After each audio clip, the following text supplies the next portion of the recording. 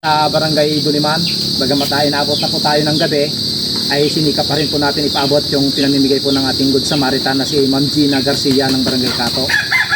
Bagamat malayo itong kanilang lugar mga kapakners, kinakailangan po natin ipaabot yung kanilang pinamimigay sapagkat ito'y kailangan din po ng ating mga recipient. Lalong-lalo na po si Nanay, pangalawang beses na ako pumunta ngayon dito. Kailangan po niya ng mga diaper, ito yung grocery, at saka mga tinapay. Kompleto na ito, may mga dilata na rin po, noodles, kompleto na ito, kape, asukal, kompleto na, at saka ito, isang bag na diaper mga kapakners. At si Nanay nga po pala mga kapakners ay siya po ay masasabi po natin na talagang stroke po siya. At tara, puntahan natin. Si Nanay. Nay, magandang hapon. Gabi na sa pakde. Gabi na ba? Ay sabi ko nga ba kahit gabing-gabi na napakalayo po yung lugar pero Maraming salamat ka partner. Nadala mo kami muli dito. Opo. Ito po yung sitwasyon ni Nanay mga kapakners. Ayan, medyo ginabi na tayo. Sabi ko nga magandang hapon pero sabi niya gabi na. At talagang ito, nakahiga si Nanay dahil stroke po siya. At maraming salamat talaga sa ating mga buting mga Good Samaritan. Maraming salamat sa mga nagbigay uli ng kaunting tulong. Maraming salamat. At yan po ay marami ng na magagamit ko, na diaper na naibigay ninyo. Yan. Kaya napakabait at napakabuti po ng ating buting Good Samaritan na si Ma'am Gina Garcia ng Barangay Kato, ma'am. Ito sinamahan po tayo ni Brother Chris at si Kuya Steve. Kasama natin ngayon. Nagpasama ako sa kanila dahil gabi na nga po mga partners.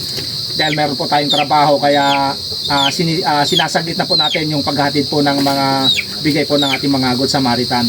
Ma'am Gina Garcia, ito ibibigay na po natin kay Nanay. At andyan ito ngayon kasama po natin yung kanyang anak. Maraming salamat po ulit Ma'am Gina Garcia sa bigay po ninyong tulong ulit kay Mama. Sana po tuloy-tuloy pa po ang mga blessings na darating sa inyo at darating kay kapakners para po may paabot po ulit na tulong mula sa inyo tapos may bigay po sa amin.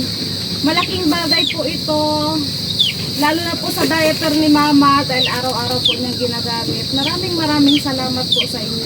Sana po tuloy-tuloy pa po ang blessings. Wala po kaming masabi, talagang malaking tulong po sa amin. Yan. Thank you po.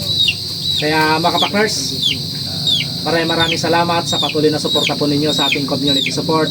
Sapagkat sabi ko nga po, yung community support po natin, ang makikinabang po dito ay ang ating mga kababayan at mga kabarangay. Maraming salamat po Ma'am Gina Garcia sa patuloy niyong pagsuporta sa mga katulad naming may hirap. Gina Garcia, napapasalamat pa ako sa binigay niyo sa amin sa araw na ito na naipabot ni kapakners.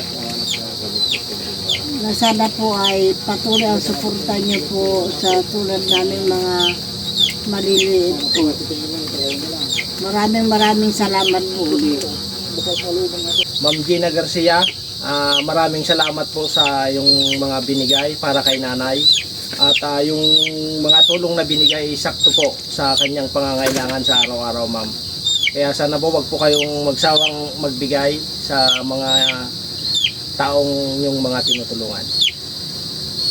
Maraming salamat Ma'am Gina sa binigay mong tulong sa aming sinanay na nangangailangan ng diaper. Sana huwag ka magsawa na tumulong sa kanila.